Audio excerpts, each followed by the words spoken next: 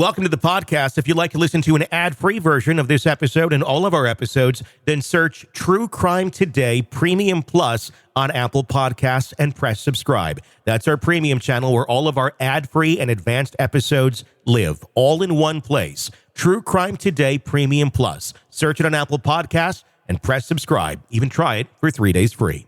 Sometimes the safest place is the most dangerous. You're tuned in to Hidden Killers with Tony Bruschi, featuring psychotherapist and author Shavaun Scott. It's going to be another interesting year for Lori Vallow Daybell. Of course, we've saw other interesting years of her last trial being found guilty of murder of her 2 children.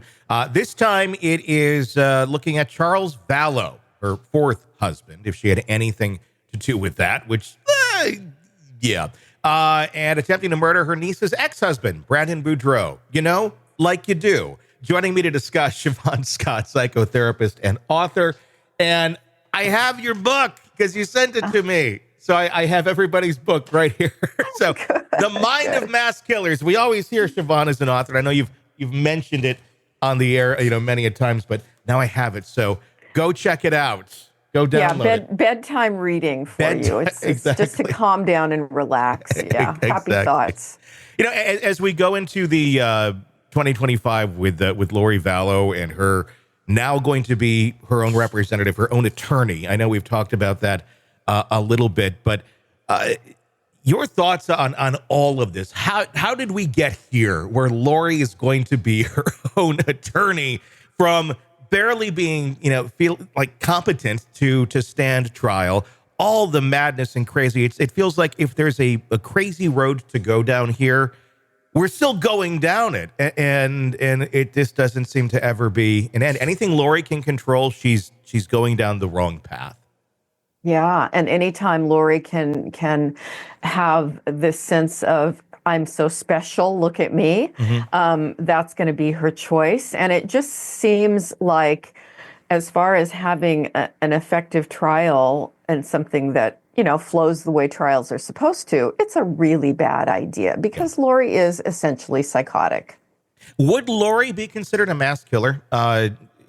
We have the kids, we have her ex-wife, we have Tammy Daybell. I'm trying to think if there's others that she suspects. Obviously, there's the one where Brandon Boudreau, which wasn't successful. But what's the classification there? This is a really hard one to classify, and I think that's what makes it so unusual and why we talk about it so much, because it's so weird. And usually when we think of a mass killer, it's the person who goes out and tries to kill as many people as they can. Generally, they're strangers, and it's a different motivation. It's a look at me, but in a different way. And it happens one time, one place, and as many people as they can. Sure. Strangers. Or in the case of school shootings, they know the people, but they may not be targeting anyone specifically most of the time. She clearly had an agenda, whether she thinks it came from heaven or Jesus or what, the bizarre beliefs and the psychosis. So it really, I don't even know. I mean, it doesn't quite fit serial killer. Serial killer might be closer than mass killer, but it's. I think we need a new category for this: religiously motivated, delusional. Think she's on a mission. It's weird. What's also interesting about this that's different than the other cases that we talk about is we don't know for sure, but my conjecture is that I don't believe she was ever directly involved with the actual act of murder. She's more like the mob boss that's telling her minions, her because we kind of suspect that maybe Alex Cox had something to do with some of these murders. We don't know. He's dead. She was ordering the hits on these things. She wasn't actually taking them out. Is that one of the factors that helps insulate Lori Vallow into believing that she's not a killer, that she didn't kill these kids, that because somehow her telling her people that this is what should happen, and then it happens, that that she's able to go, I didn't kill them. That's Exactly. And this delusional sense that this was this holy mission, to take out zombies and send them off to a place where they're actually living and very happy now and are, basically validating her behavior. She was able to put distance from the violence that actually took place, the horror that took place. And it's the intricacies of this lady's mind. It's hard to put ourselves in her head because there's so much crazy that's going on up there. It almost kind of reminds me of just AI a little bit, where it's like we don't know what's going to happen to it. Like if you play with it ever and you're typing something in. We're working on another project here that's a satirical comedy show.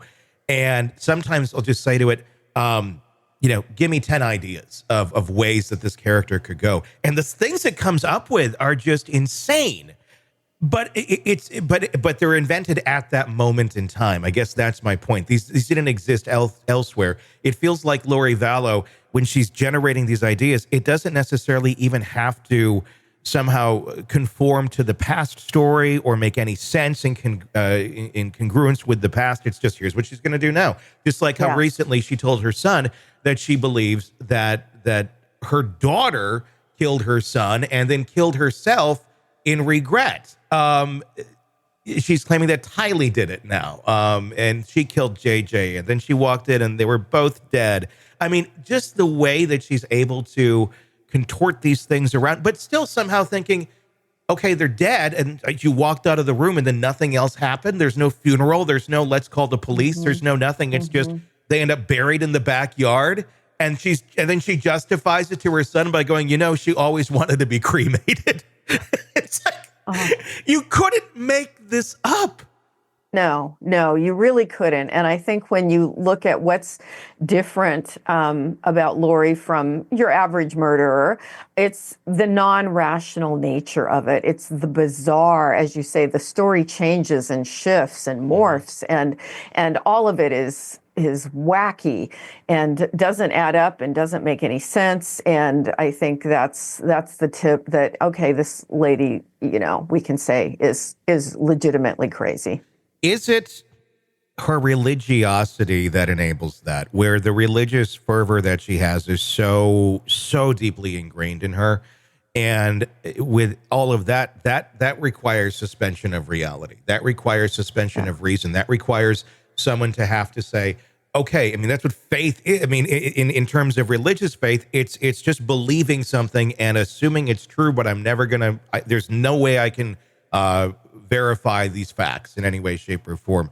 If this is how her manual to life is, and then you mirror that with her own life and how it's playing along, does that enable that type of thinking? Because if over here, the most important thing to me, it goes from A to Q and all over the place and nothing really truly necessarily adds up, well, then if my life over here can be just as chaotic, because that's normal, that is normal to her, that chaos can exist.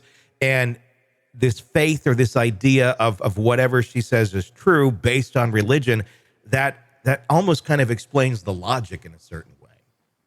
Yeah, and it's so interesting. I think you could probably put people with what would we say, vigorous religious faith on a continuum, from people who maybe believe in the power of prayer to influence things, but they still go to the doctor, or they take their kid to the doctor when they're sick. And then you move along the continuum with people who, well, we're not going to even take medication or get vaccines or do any of these things because we believe God will heal us.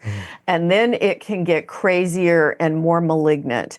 And I think that's when you find somebody who has a tendency towards psychotic thinking, and their way of interpreting religion, the psychosis manifests in that.